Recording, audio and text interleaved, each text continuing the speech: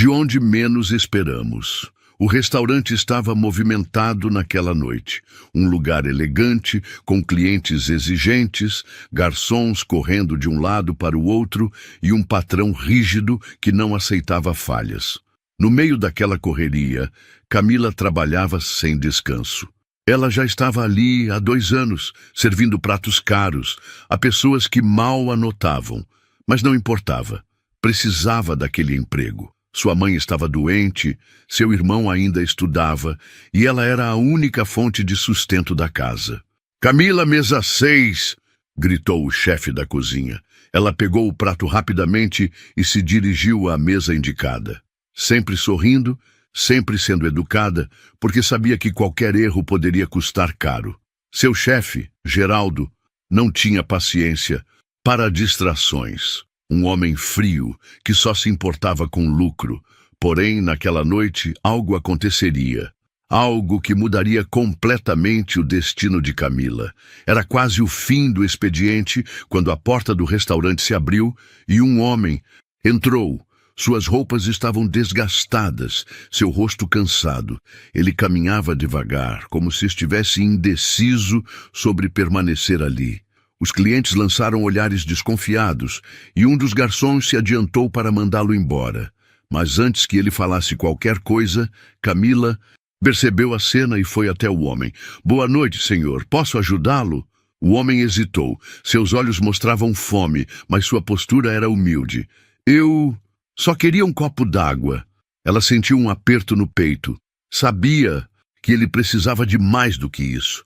Olhou discretamente para o patrão, que estava distraído com um cliente importante, e tomou uma decisão rápida. "Um momento. Vou trazer para você." Camila foi até a cozinha e encheu um copo de água. Mas antes de voltar, pegou um prato de comida que estava pronto e o levou junto. "Aqui está, senhor," disse, colocando o copo e o prato à frente dele. O homem arregalou os olhos. Eu não posso pagar por isso." "Não precisa." Sorriu. "Pode comer tranquilo." Ele baixou a cabeça, emocionado. "Obrigado. Faz muito tempo que ninguém faz algo assim por mim." Camila não sabia que aquele gesto mudaria sua vida para sempre. Camila mal teve tempo de se afastar quando ouviu uma voz furiosa ecoar pelo restaurante. "O que está acontecendo aqui?" Ela se virou e viu Geraldo, o dono do restaurante, vindo em sua direção. Seu rosto estava vermelho de raiva e os clientes observavam a cena com curiosidade. "O que você pensa que está fazendo, Camila?" Ele gritou. Ela tentou se explicar. Ele estava com fome e resolveu. "Que somos uma instituição de caridade?" interrompeu Geraldo, batendo a mão na mesa. O homem que estava comendo parou, constrangido. Tentou falar algo, mas Geraldo não deixou. "Você acha que eu posso sair dando comida de graça? Isso aqui é um negócio, não um abrigo para mendigos." Os olhares no restaurante agora estavam divididos. Alguns clientes pareciam concordar, outros demonstravam desconforto. Camila sentiu um nó na garganta. "Eu pago pelo prato, desconto do meu salário se precisar." Geraldo soltou uma risada sarcástica. "Do seu salário? Você acha que o problema é o dinheiro? O problema é a imagem do meu restaurante? Como acha que os clientes vão se sentir com um mendigo comendo aqui?" Camila sentiu o sangue ferver. Aquilo era desumano. "Acho que os clientes vão se sentir humanos," respondeu com firmeza. Silêncio. Geraldo a encarou, surpreso pela ousadia. Depois, estreitou os olhos e falou com a frieza de sempre. "Pegue suas coisas e saia. Está demitida." Camila congelou. "O quê? Você me ouviu? Não preciso de funcionários sentimentais. Rua, agora." Ela olhou ao redor, tentando encontrar algum apoio, mas ninguém se manifestou. Apenas o homem que ela ajudou se levantou. "Isso não é justo," disse ele, encarando Geraldo. "Cale a boca e saia do meu restaurante." E foi assim que, em questão de minutos, Camila perdeu o emprego. Enquanto saía, com os olhos marejados, ouviu o homem dizer algo antes de também ser expulso. Você vai se arrepender disso. Mas naquele momento, Camila não fazia ideia do que ele queria dizer. Camila caminhava pelas ruas, segurando as lágrimas. O vento frio da noite parecia ainda mais cortante agora, que ela não tinha mais um emprego. Tudo o que fez foi ajudar alguém que precisava. E esse foi o preço? Chegou em casa, um pequeno apartamento simples, onde sua mãe e seu irmão a esperavam. Sua mãe, deitada no sofá, notou na hora que algo estava errado. Camila, o que aconteceu? Ela respirou fundo e tentou parecer forte. Fui demitida. O irmão dela, Pedro, arregalou os olhos. O quê? Mas por quê? Porque ajudei um homem que estava com fome. Dei um prato de comida e o dono do restaurante me mandou embora. A mãe dela suspirou e apertou sua mão. Você fez o que era certo. Mas de que adianta, mãe? Agora estamos sem dinheiro. Como vamos pagar o aluguel? Comprar seus remédios? A voz dela vacilou. A mãe sorriu, serena. Boas ações sempre encontram seu caminho de volta, filha. O mundo pode ser cruel, mas a vida dá voltas. Camila queria acreditar naquilo, mas a realidade era dura demais. Naquele momento, tudo o que via era um futuro incerto. E mal sabia que aquela noite difícil seria o começo de algo muito maior. Na manhã seguinte, Camila acordou cansada, com o peso da preocupação sobre os ombros. O que faria agora? Mandaria currículos, procuraria outro emprego, mas sabia que não seria fácil. Enquanto isso, no restaurante, algo incomum aconteceu. A porta se abriu e um homem entrou. Mas desta vez, ele não estava mal vestido, nem com olhar faminto. Agora usava um terno impecável, um relógio caro no pulso e caminhava com postura confiante. Os garçons e clientes olharam surpresos. Alguns até cochicharam, reconhecendo o rosto dele. Geraldo, o dono do restaurante, franziu a testa. Ele conhecia aquele tipo de cliente, um homem rico, de influência, e como sempre fazia, correu para atendê-lo pessoalmente. Seja bem-vindo, senhor. Em que posso ajudá-lo? Perguntou, forçando um sorriso. Educado. O homem olhou ao redor como se analisasse o local. Depois, com uma expressão séria, perguntou diretamente: onde está a garçonete que trabalhava aqui ontem? Geraldo estranhou a pergunta. Aquela Camila? Bom, ela não trabalha mais aqui. O homem ergueu uma sobrancelha. E por quê? Porque desrespeitou minhas regras, deu comida de graça para um mendigo. A expressão do homem mudou. Agora, seus olhos estavam frios e avaliativos. Entendi, ele disse calmamente.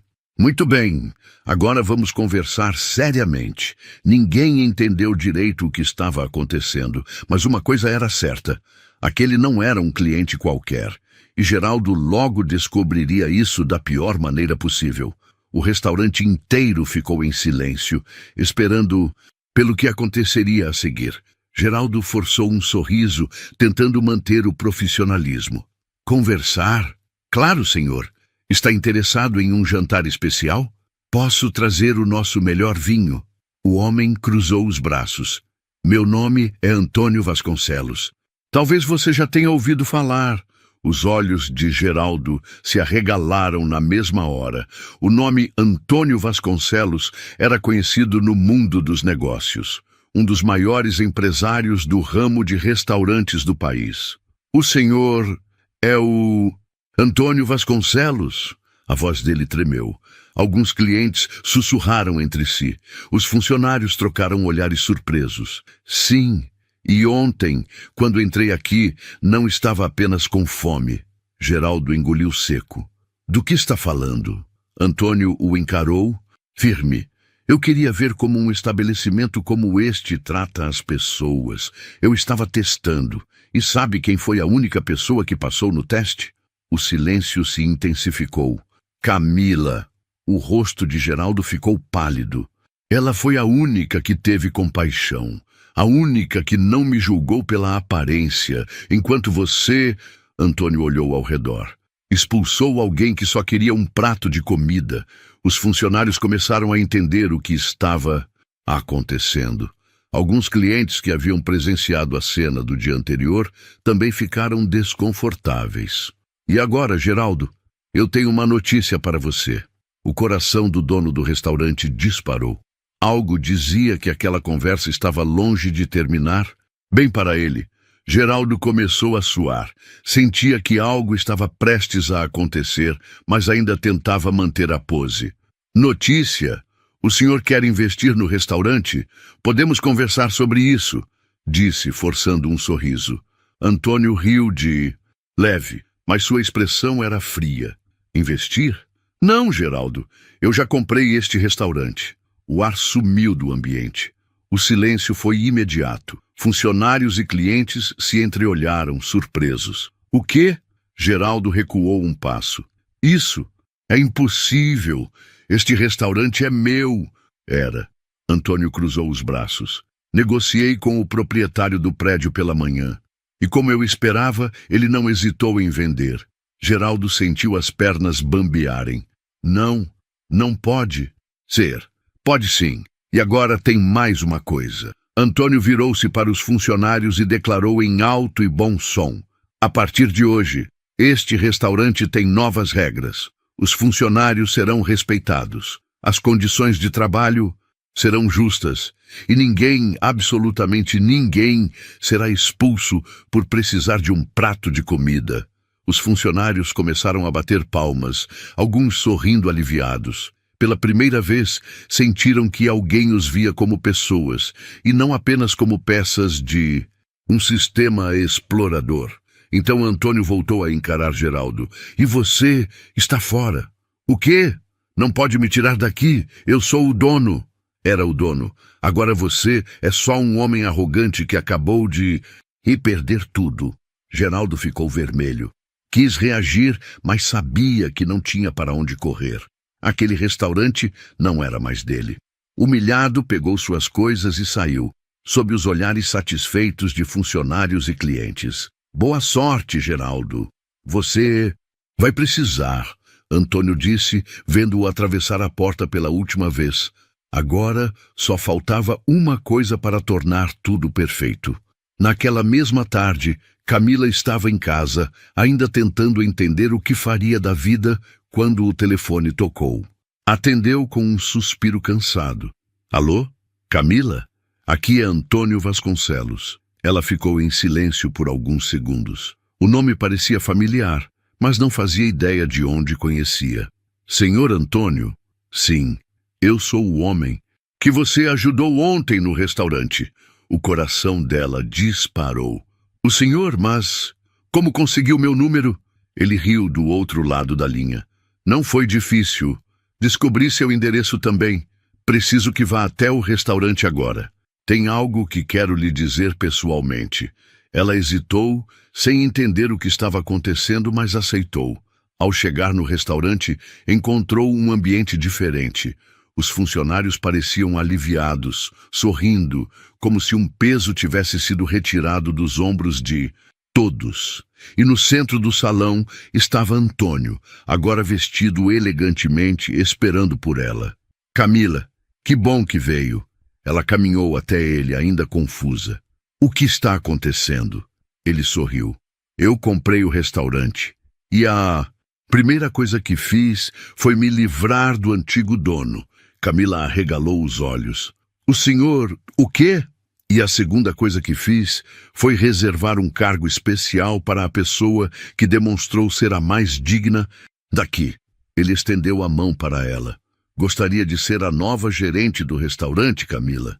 Ela sentiu as lágrimas subirem aos olhos. Não podia acreditar no que estava ouvindo. Mas eu só fiz o que era certo, e justamente por isso você merece essa oportunidade. Pessoas boas precisam ser reconhecidas. Ela respirou fundo, segurando a emoção. E então, pela primeira vez em muito tempo, sorriu verdadeiramente. Aceito. Os funcionários comemoraram, batendo palmas. Antônio sorriu, satisfeito. Bem-vinda de volta, Camila. Mas agora, como chefe. Naquele dia, a vida dela mudou para sempre. E quando um cliente humilde entrou no restaurante naquela mesma noite, Pedindo apenas um copo d'água, Camila não hesitou. Serviu um prato de comida completo, como sempre faria. Porque, no fim das contas, a bondade sempre encontra um caminho de volta para aqueles que a espalham. E você? Já passou por uma situação em que foi justo e acabou sendo prejudicado? Acredita que o mundo dá voltas e que a bondade sempre volta para quem a pratica? Conte nos comentários. E se gostou dessa história, se inscreva no canal para não perder as próximas. Esse fazendeiro negro foi destratado por um juiz diante de todos no tribunal. Chamado de ignorante, riram da sua aparência e duvidaram da sua capacidade. Mas o que ninguém esperava é que aquele homem simples do campo estava prestes a desmontar, com provas e coragem, uma das maiores farsas jurídicas do país, e fazer justiça florescer, onde só havia arrogância e corrupção. O homem de chapéu de palha, camisa xadrez surrada e calça de linho claro, caminhava com passos firmes até o banco dos réus. Seu nome era Benedito Floriano, fazendeiro viúvo, 63 anos, homem negro, de expressão serena e pele marcada pelo sol e pelo tempo. Do outro lado da sala, o advogado da Cooperativa Agrícola, uma entidade poderosa na região, ajeitava seus óculos caros e cruzava as pernas com desdém, fitando Benedito como quem observa uma anomalia. Já o juiz, um homem de corpo lento, voz pastosa e riso fácil, olhava o fazendeiro com um misto de tédio e deboche. Vai se defender sozinho. É isso, seu Benedito? Zombou o juiz, inclinando-se para a frente com um sorriso enviesado. Achei que lá na sua terra o pessoal só sabia cuidar de vaca e plantar milho. E olha que o senhor ainda vem vestido de tropeiro de novela. Algumas risadas discretas ecoaram pela sala, principalmente de dois jovens engravatados sentados no fundo. Mas Benedito, impassível, tirou o chapéu com respeito e respondeu com voz calma, mas firme. Eu sei plantar, sim, meritíssimo. E com muito orgulho. Mas também aprendi a ler. A ler contrato, a ler mentira. E a ler o jeito como olham para gente, como se a cor da pele ou a roupa que veste dissesse quem entende de lei. Hoje, se me permite, vou mostrar que até um homem do mato, e negro, pode entender das leis quando está lutando pela verdade. O juiz deu uma risadinha abafada, mas algo em sua expressão endureceu. Ele não esperava aquilo. A audiência se referia à tentativa de despejo da Fazenda Santa Vitória, propriedade que estava nas mãos da família Floriano há 4 gerações. A cooperativa alegava inadimplência em um contrato de arrendamento recente. Mas Benedito jurava que jamais assinara qualquer novo acordo e que estavam forjando documentos para tomar-lhe a terra. O senhor tem alguma prova disso? Perguntou. O juiz com ares de tédio, mexendo em sua caneta dourada. Benedito puxou do bolso interno uma pasta amarela, gasta nas bordas, e a colocou cuidadosamente sobre a bancada. Tenho mais que prova, excelência.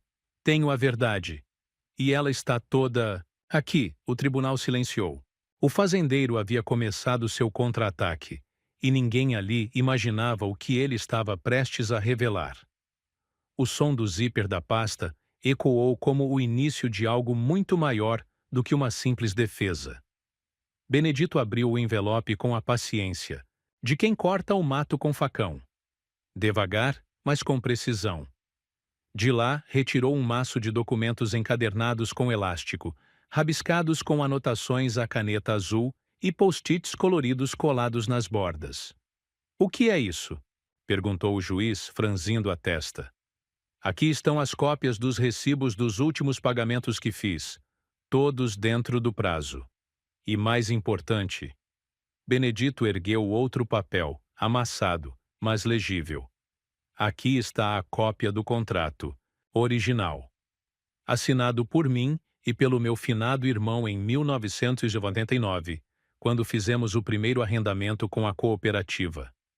O advogado da cooperativa se remexeu na cadeira. Isso não prova nada.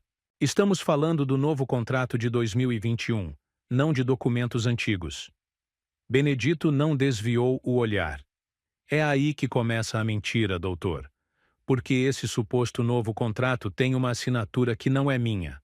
Houve um burburinho no público. Como assim? Perguntou o juiz, agora mais atento. Eu nunca assinei esse novo contrato. E posso provar. A cooperativa apresentou esse documento com uma assinatura forjada. Aqui estão 4 documentos com minha assinatura real: certidão de casamento, escritura de venda de gado, autorização de transporte e até um boletim de ocorrência antigo. Todas com firma reconhecida. Benedito deslizou os documentos sobre a bancada. A diferença entre a assinatura dele e a do contrato novo era gritante. Uma leiga notaria a falsificação. O juiz pegou os papéis, ajustou os óculos e franziu o senho. E tem mais, excelência, disse Benedito, tirando outro papel do envelope. O contrato falso foi assinado, segundo consta, no dia 18 de agosto de 2021. Sabe onde eu estava nesse dia? O juiz ergueu uma sobrancelha. Internado no hospital regional, tratando de uma infecção pulmonar. Tenho o prontuário e a declaração da médica aqui também. A tensão na sala era palpável. O advogado da cooperativa começou a suar. O juiz, antes relaxado, agora se inclinava para a frente com a atenção cravada nos documentos. Isso é grave, seu Benedito. Grave atirarem a terra da gente na base da mentira, meritíssimo. E eu ainda nem comecei. Naquela sala onde o preconceito havia entrado antes da justiça, um homem negro do campo estava prestes a virar a história de ponta cabeça. E o juiz já não sorria mais. O juiz Amâncio Duarte mal conseguia disfarçar a impaciência. O público no tribunal já se agitava, e do outro lado da sala, Benedito Floriano permanecia firme. Suas mãos calejadas seguravam os papéis com a mesma precisão com que segurava as rédeas de um cavalo bravio. O silêncio era pesado. Seu Benedito, o senhor entende o que está alegando? Questionou o juiz, tentando parecer condescendente. Está dizendo que o contrato de 2021 é falso e que a cooperativa forjou a sua assinatura? Benedito assentiu com serenidade.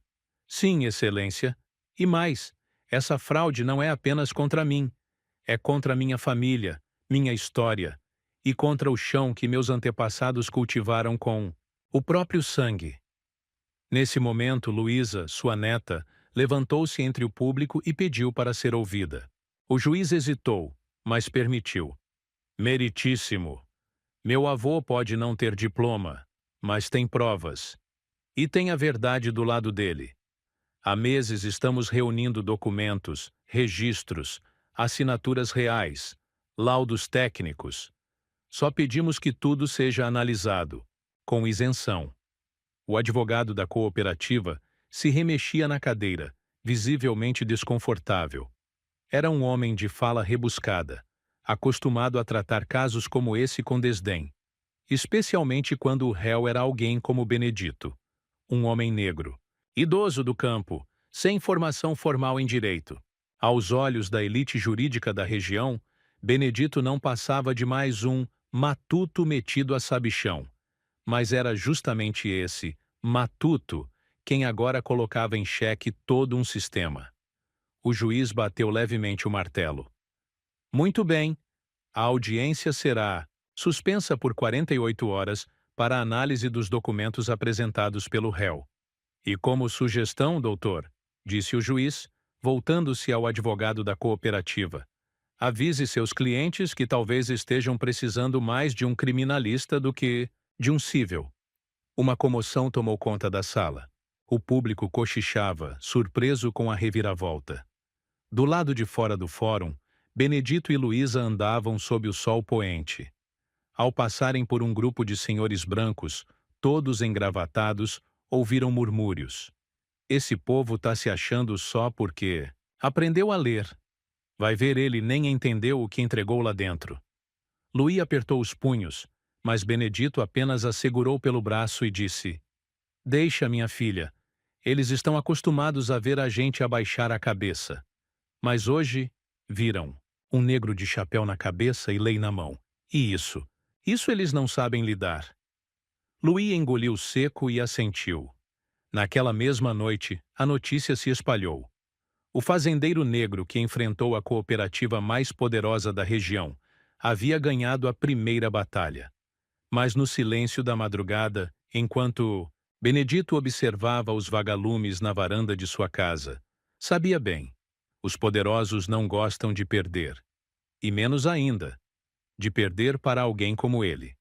2 dias depois, o Fórum de São Miguel do Oeste amanheceu diferente. Carros oficiais estacionados de maneira apressada, repórteres da rádio local na porta, pequenos agricultores observando de longe. Todos comentavam a mesma coisa. O velho, Benedito vai voltar. Mas naquela manhã, não era apenas o fazendeiro quem se preparava. Do outro lado, no escritório da cooperativa Boa Terra, Gilmar Pavani, presidente da entidade, esbravejava ao telefone. Eu avisei. Esse velho não podia ter tido espaço para falar. Agora virou manchete. Tem que cortar isso pela raiz. Egídio, o advogado da cooperativa, tentava manter a calma, mas a voz falhava. Meritíssimo. Digo, presidente, o juiz está mais atento do que nunca. E com a neta dele no caso, não conseguimos usar os artifícios de sempre. Artifício é o que a gente usa quando quer fingir que tá certo. Aqui é guerra. E nesse país, quem grita mais, vence. Enquanto isso, Benedito já atravessava a praça da cidade em direção ao fórum. Chapéu de palha na mão, camisa, limpa, mas marcada pelo tempo. As pessoas paravam para olhar. Alguns acenavam com respeito, outros desviavam o olhar. Havia quem não gostasse da ousadia de um homem negro do campo levantar a voz. Era como se quebrasse uma regra silenciosa que há muito havia sido aceita. No caminho, Luísa o alcançou. Vô, ontem chegaram mais documentos do seu Elias, o contador. Ele achou inconsistências em pagamentos feitos pela cooperativa em nome de contratos que nunca existiram. Então temos mais pólvora. Só falta o fósforo, respondeu Benedito com um meio sorriso. A nova audiência não seria decisiva, mas poderia ser histórica. Já na sala de sessões, o juiz Amâncio entrou visivelmente mais sério. As brincadeiras da primeira audiência não voltaram. O deboche sumira. Em seu lugar, uma postura sóbria. Mas era impossível não notar os olhares duvidosos que ainda lançava para Benedito. Havia algo naquele homem simples, negro, de fala mansa e olhar firme, que ainda parecia incomodar o magistrado, não pela ameaça jurídica que representava, mas por quebrar a lógica silenciosa do seu lugar. Senhor Benedito Floriano, começou o juiz, recebi os documentos entregues por sua defesa. Antes de qualquer manifestação, convidei um perito grafotécnico para análise preliminar. O nome dele é Dr. Humberto Rangel. Está aqui, presente. O silêncio dominou a sala. Dr. Humberto, um homem calvo e meticuloso, se levantou. Meritíssimo, em análise inicial, as assinaturas do contrato de 2021 e dos documentos apresentados pelo réu apresentam fortes indícios de divergência. Mas será necessária uma perícia oficial para conclusão definitiva. E quanto tempo levará essa perícia? Questionou o juiz. 7 dias úteis. Nesse instante, Egídio, o advogado da cooperativa, se levantou. Meritíssimo, gostaríamos de registrar que essa perícia é desnecessária. O contrato é legítimo e a assinatura pode ter sido feita em momento de desatenção. Benedito não resistiu. Levantou-se. Tá me chamando de doido agora, doutor? O juiz ergueu a mão pedindo silêncio, mas já era tarde. Murmúrios se espalharam entre o público. Eu sei muito bem o que assino, o que leio e o que tento proteger. Não tenho estudo de faculdade, mas tenho memória, doutor. E tenho uma coisa que nem toda universidade ensina: vergonha na cara. O juiz interveio rapidamente. Ordem na sala. A perícia será feita. E mais. Peço que todos evitem acusações diretas. Estamos lidando com um caso sensível. Benedito respirou fundo, recuou um passo, mas manteve os olhos fixos nos de Egídio. E naquele olhar havia uma mensagem clara. Você pode ter caneta de ouro, mas eu tenho papel e verdade. Ao final da audiência, o juiz suspendeu novamente a sessão, mas desta vez não foi com tédio. Foi com inquietação. Do lado de fora, enquanto o povo se dispersava, Benedito olhou para a neta e disse: Eles ainda acham que isso é só um capricho meu. Mas vão aprender, Louis. Vão aprender que quando um negro levanta a voz nesse país, é porque cansou de ser enterrado em silêncio. 3 dias depois, antes mesmo do sol nascer, a Fazenda Santa Vitória já estava em movimento. Luísa revisava anotações ao lado de Elias, o contador aposentado, que passara a viver ali por precaução. Benedito, por sua vez, cavava com calma. O solo ao redor de uma cerca antiga. Dizia que o corpo pensava melhor com as mãos na terra. Vô, a perícia vai sair hoje, avisou Louis, o celular em mãos. Benedito limpou o suor da testa com o lenço velho que sempre carregava no bolso, e apenas assentiu com a cabeça. Horas depois, o e-mail chegou. Assunto: laudo preliminar. Contrato. Cooperativa Boa Terra. Louis leu em silêncio. Quando terminou, seus olhos estavam marejados. Entregou o celular ao avô, que ajeitou os óculos com dificuldade e acompanhou, linha por linha. A assinatura, contida no contrato de 2021, apresenta incongruências significativas com os padrões gráficos documentados do Sr. Benedito Floriano.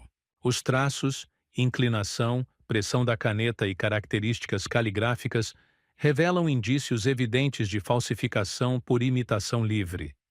Benedito devolveu o aparelho devagar. Respirou fundo e disse: Agora não é mais só minha palavra contra a deles. É a ciência falando. E ciência, ao contrário de advogado caro, não mente para agradar cliente. No fórum, a notícia do laudo causou um abalo sísmico. O juiz Amâncio recebeu o documento em mãos e permaneceu em silêncio por alguns minutos, lendo linha por linha. Ao fim, soltou um suspiro demorado e murmurou para si mesmo: O homem que eu debochei entende mais de verdade do que todo esse fórum junto.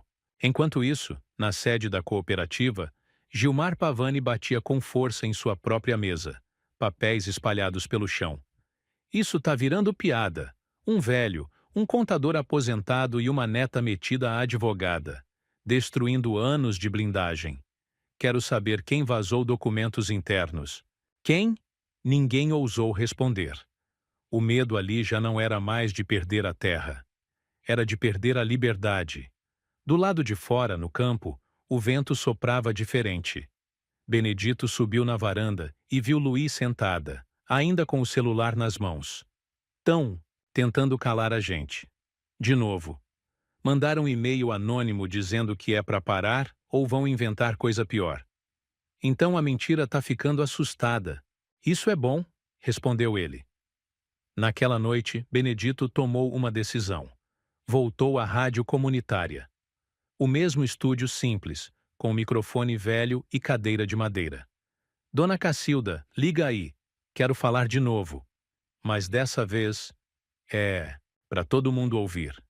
Quando o microfone acendeu, sua voz saiu firme, mesmo trêmula pela emoção. O povo de São Miguel do Oeste precisa saber. Tentaram me tomar a terra com contrato falso. Tentaram me comprar com dinheiro. Tentaram me intimidar. Com ameaça. Mas esqueceram que quem trabalha com enxada aprende a cortar mato. E às vezes, o mato é gente de terno. O áudio viralizou novamente. Mas dessa vez, algo mais aconteceu. Começaram a surgir relatos. Pequenos produtores de cidades vizinhas relataram situações semelhantes. Uma agricultora de Iporã do Oeste disse que também perdera sua terra por inadimplência de um contrato que jamais assinara. Um idoso de Guaraciaba contou que fora incentivado a assinar documentos em branco. A sua história, Tá puxando outras histórias, disse Luísa. É porque quando a raiz rompe o concreto, outras rachaduras aparecem. No dia seguinte, uma carta anônima chegou à fazenda. Um envelope simples, com caligrafia nervosa. Dentro, apenas uma frase. O senhor não está sozinho. O que fizeram com você, fizeram com a minha família também. E eu tenho os papéis. Se quiser, posso entregar. Era só o começo de uma colheita diferente. A colheita da verdade. Na manhã seguinte, uma pasta parda foi deixada discretamente sob o tapete da varanda da fazenda Santa Vitória. Luí a encontrou ao abrir a porta e correu para mostrar ao avô. Vô, tem mais coisa vindo. Dentro da pasta, documentos antigos, com datas, nomes e, sobretudo, assinaturas. Algumas pareciam batidas com carimbo, outras, claramente, digitalizadas. E todas com um padrão estranho. O mesmo nome de escrevente. Leandro M. Esse nome de novo, murmurou Luí. Esse rapaz está em mais escritura do que formiga em doce. Elias analisou os documentos com atenção. Aqui tem coisa, Benedito. Essas assinaturas foram reconhecidas por alguém que claramente não tinha autoridade. Olha essa data. Ele ainda era estagiário nessa época. Isso pode anular tudo. Luí não perdeu tempo. Junto com Elias, foi ao cartório buscar os registros oficiais. A atendente, ao ouvir o nome do escrevente, hesitou. Leandro M? Ele nunca foi reconhecido como escrevente autorizado. Trabalhou aqui por pouco tempo, e só como auxiliar. O sangue de Luí ferveu. Na volta à fazenda, ela digitava um relatório no carro com os dedos tremendo. Vô, isso aqui é mais do que grilagem. É falsidade ideológica. É conluio com cartório. É formação de quadrilha. E agora? Perguntou Elias. Agora a gente planta mais forte ainda. Vamos entregar tudo ao Ministério Público. No mesmo dia, Luí e Benedito sentaram-se na sala do promotor regional. Ao ver os documentos, o homem engoliu seco. Confesso que já tínhamos suspeitas da cooperativa Boa Terra. Mas isso aqui é material de investigação federal. Benedito ajeitou o chapéu no colo. Pois então, meritíssimo, pode plantar que a terra está fértil. E dessa vez é para dar colheita grande. O promotor pediu que os três, Benedito, Luí e Elias, entrassem no Programa Estadual de Proteção a Denunciantes. A coisa vai feder. E pode feder alto. É melhor estarem protegidos. Benedito respirou fundo. Proteger a gente tudo bem. Mas quem é que protege o resto do povo? Tem mais agricultor por aí que perdeu terra e nem sabe por quê. Na manhã seguinte, a rádio voltou a ser palco de denúncia. Benedito, com a mesma calma de sempre, falou ao microfone. Estão cavando buraco. Mas esqueceram que quem cava para arrancar raiz, uma hora escorrega e cai dentro. E dessa vez, a cidade não apenas ouviu. A cidade respondeu. Pequenos produtores começaram a chegar à fazenda, trazendo documentos, relatos, histórias. Era um desfile de injustiças silenciosas, agora gritadas com coragem. Dona Zefa, agricultora de 71 anos, mostrou o papel que diziam ser um contrato de renovação. Nunca assinei isso, seu Benedito, e mesmo assim tomaram meu pedaço de terra. Um senhor de 83 anos trouxe um papel enrugado e uma lembrança amarga. Me prometeram que era só para regularizar. No mês seguinte, eu já estava fora da terra. Luí registrava tudo, digitalizava, arquivava e montava um dossiê. Vô, o que você começou virou um levante. Não fui eu que comecei, minha filha. Foi a mentira deles. Eu só dei um nome para a verdade. Enquanto isso, na cooperativa Boa Terra, o caos se espalhava. Gilmar Pavani, o presidente, já não atendia jornalistas. Os funcionários, sob pressão, começavam a deixar escapar boatos. Um áudio vazado trazia a voz de um diretor da cooperativa. Se esse velho não tivesse fuçado tanto, ninguém saberia de nada. Agora temos que segurar até onde der. Mas o velho tinha fuçado. E muito. No fim daquela semana, o promotor voltou a ligar. Senhor Benedito, a Corregedoria do Estado acaba de autorizar uma investigação ampliada sobre os contratos registrados pelo tal Leandro M. E há indícios de que ele agia sob ordens diretas da cúpula da cooperativa. Então agora o mato vai ser cortado até a raiz. Mas a resposta da cooperativa não tardaria. Na madrugada seguinte, 2 homens invadiram a propriedade. Não roubaram nada. Apenas reviraram um galinheiro, cortaram a cerca e deixaram uma mensagem escrita a giz no portão. Raiz que cresce demais atrapalha trator. Luí estremeceu ao ler.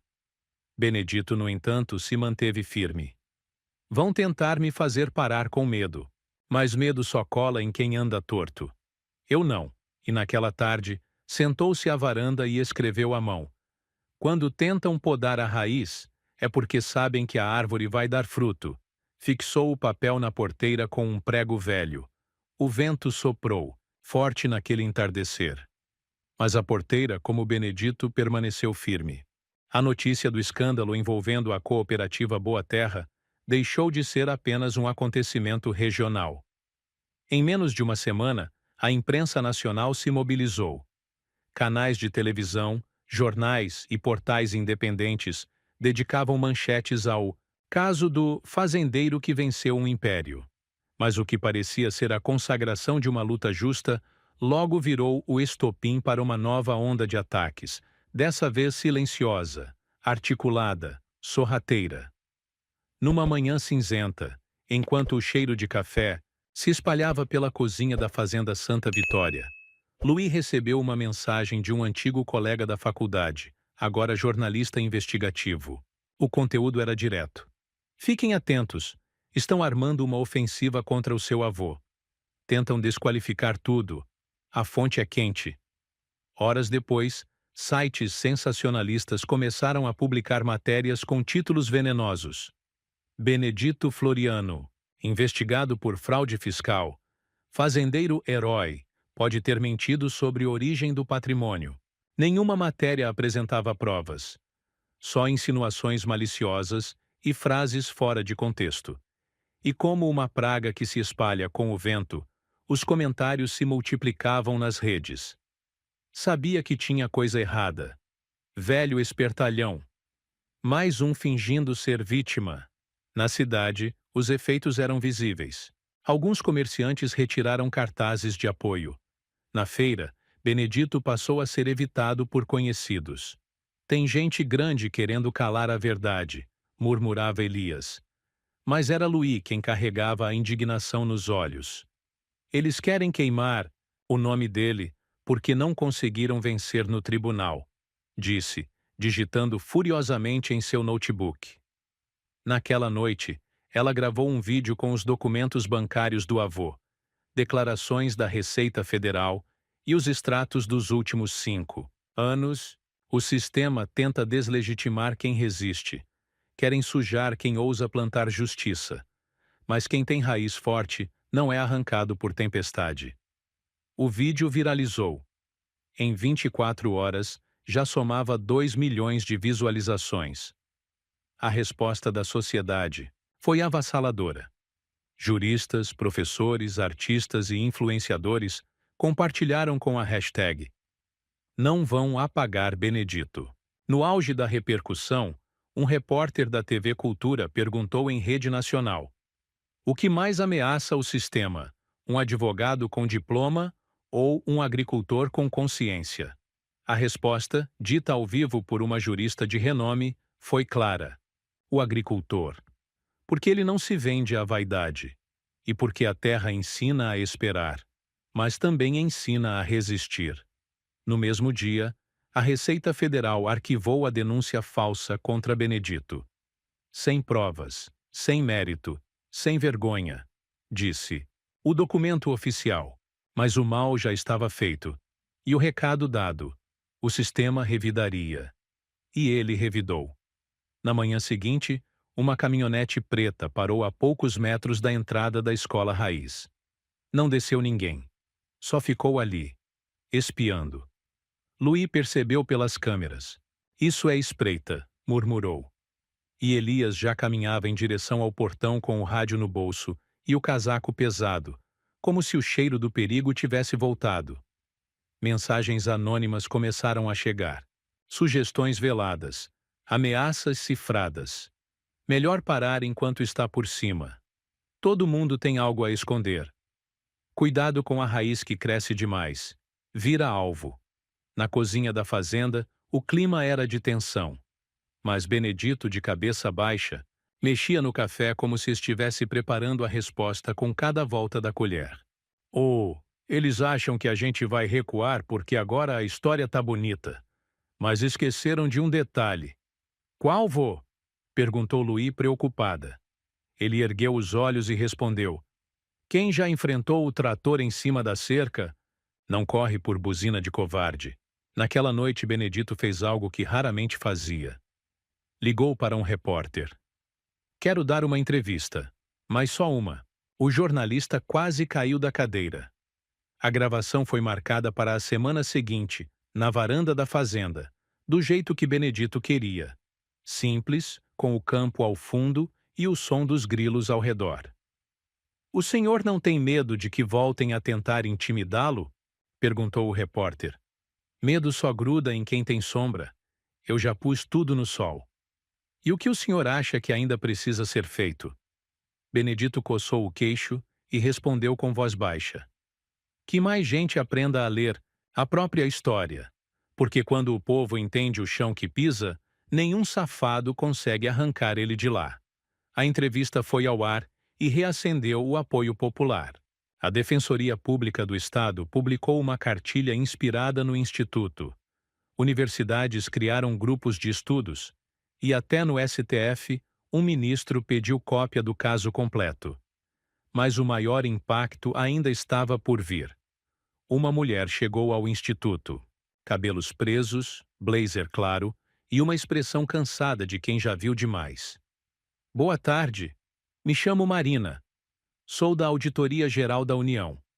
Fui uma das primeiras a investigar a cooperativa Boa Terra. Mas meus relatórios sumiram. Ela abriu a pasta. Cópias de documentos, atas, e-mails internos, registros que ampliavam o escopo da fraude. Quero reabrir tudo, mas com o Instituto Benedito Floriano como parceiro. Louis assentiu. Então vamos até o fim. E, naquele momento, uma nova operação começava a ser montada. E com ela, a certeza de que o nome Benedito Floriano já não era mais só de um homem. Era uma semente.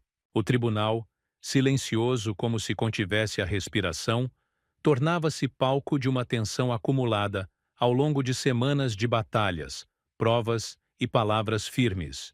Benedito, de pé na tribuna, usava cada segundo de sua fala como se semeasse as últimas sementes de sua colheita de justiça. Seu discurso tocava o coração de todos os presentes, inclusive o juiz Amâncio, que agora o encarava não com superioridade, mas com respeito genuíno. O silêncio posterior à fala de Benedito foi quebrado, apenas pelo virar das páginas nas mãos do juiz. Era a sentença sendo lida. E quando a voz grave e comedida de Amâncio proferiu que todos os contratos seriam anulados, os bens da cooperativa leiloados e os responsáveis condenados, houve um momento de suspensão, como se o tempo parasse, para que todos compreendessem o que estava acontecendo. Gilmar Pavani gritou, esperneou, ofendeu, mas a força de suas palavras já não pesava nada diante da montanha de provas e da força da verdade. O barulho das algemas ecoando pelo tribunal foi como o fecho de um ciclo. A justiça se fazendo presente não em silêncio, mas em som metálico de liberdade se impondo. Benedito não sorriu. Ele apenas abaixou a cabeça em reverência.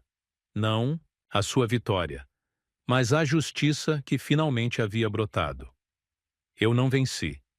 A justiça venceu, disse ele ao ser abordado por uma repórter, com a calma de quem havia feito exatamente o que precisava ser feito. Na manhã seguinte, o nome de Benedito Floriano estava estampado nos jornais de todo o país. Fazendeiro do interior derruba esquema nacional de corrupção agrária.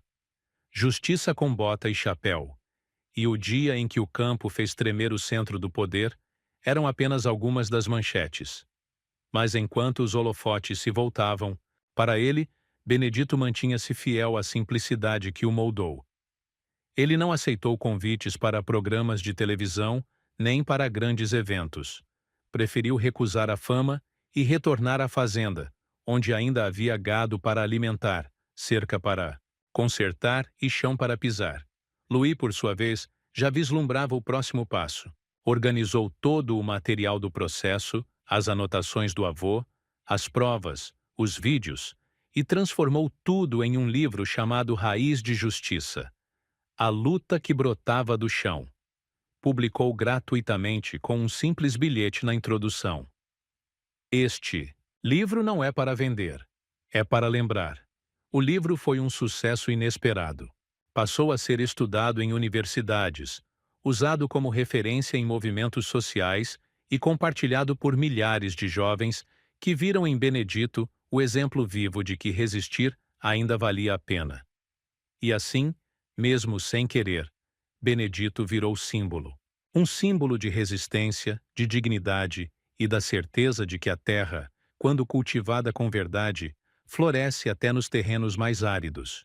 A história de Benedito Floriano, o fazendeiro que derrotou um império corrupto com papel, coragem e memória, não terminou na sentença. Pelo contrário, ela fincava ainda mais fundo suas raízes nos corações e consciências de um país inteiro. Meses após o julgamento, a fazenda Santa Vitória florescia. A terra parecia respirar aliviada, e a escolinha improvisada por Louis agora era um centro educacional completo.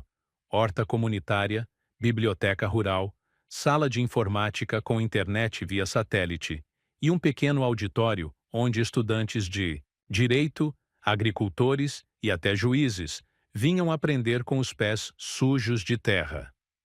O Instituto Benedito Floriano de Justiça Popular foi oficializado numa cerimônia simples, mas profundamente simbólica. No portão de entrada, uma placa artesanal, com letras talhadas em madeira dizia: "Aqui o saber brota do chão e a justiça é adubada com coragem." A neta Louis conduzia tudo com equilíbrio entre o rigor jurídico e a memória do avô. Ela recusou propostas de editoras, entrevistas sensacionalistas e contratos lucrativos. Preferiu manter o nome Floriano limpo de vaidades. Publicou o livro Raiz de Justiça em domínio público e distribuiu versões impressas para escolas e sindicatos rurais. O Instituto passou a oferecer orientação jurídica gratuita para pequenos produtores em todo o país. Mas enquanto o nome de Benedito virava símbolo, o sistema que ele havia desafiado buscava novos caminhos para sobreviver. Um projeto de lei, sorrateiro, que tentava flexibilizar regras ambientais e fundiárias em benefício de grandes conglomerados, surgiu nas comissões da Assembleia Legislativa Estadual. Louis detectou a manobra, mobilizou advogados populares, criou vídeos explicativos, organizou mutirões informativos nas feiras e assentamentos. A resposta foi tão forte que o projeto, mesmo com apoio de grandes nomes do agronegócio, foi engavetado. Na audiência pública diante de deputados cínicos e tecnocratas, Louis disse: "Emoção é o que move quem tem raiz. Pragmatismo sem moral é só covardia engravatada." A fala viralizou, e na varanda da fazenda, Elias comentou com um sorriso contido: "Se o Benedito visse isso, sorriria com aquele canto de boca." Louis respondeu: "Ele viu, Elias. Viu sim. A gente só consegue fazer o que faz porque ele fincou esse alicerce." Na semana seguinte, uma ONG internacional propôs replicar o modelo do Instituto em outros países da América Latina. E assim nasceu o projeto Raiz Viva, levando o nome de Benedito a comunidades camponesas do Paraguai, Peru e Bolívia. Mas a consagração maior veio anos depois, quando o Supremo Tribunal Federal criou uma comissão para revisar a legislação fundiária nacional. Entre os nomes convidados para compor o grupo técnico estava Luísa Floriano. Seu texto, uma carta de desabafo enviada em uma madrugada qualquer, havia se tornado referência ética e técnica. Durante uma reunião, no STF, um ministro perguntou: "A senhora acredita que uma lei pode ser justa e aplicável ao mesmo tempo?" Ela respondeu: "Se for feita por quem pisa o chão, sim." A nova lei, que agora protegia oficialmente a posse legítima baseada em décadas de ocupação produtiva e comunitária, ganhou um nome popular em sua cláusula central. Cláusula Floriano. Tu diz: volta à fazenda. Luí plantou uma muda de árvore no ponto mais alto da propriedade. Ao lado, fincou uma estaca de madeira com fita vermelha e escreveu: aqui a raiz virou lei. O Instituto recebeu prêmios, parcerias com universidades, reconhecimento da ONU e até uma visita de representantes da Comissão Interamericana de Direitos Humanos. Mas enquanto tudo isso acontecia, Benedito permanecia em silêncio. Já não estava ali. Seu corpo descansava sob a terra que defendeu com honra, mas sua presença era sentida em cada decisão, em cada aula, em cada cerca reerguida. Luís sempre dizia aos novos alunos: ele não virou estátua, nem nome de rua. Ele virou verbo. E verbo, meus amigos, é ação. É o que move o mundo.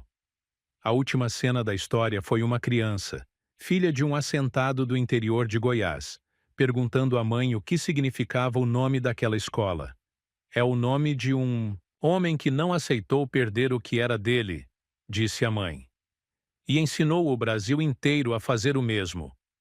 E assim, com o coração firme e os pés na terra, a história de Benedito Floriano não terminou. Ela se enraizou,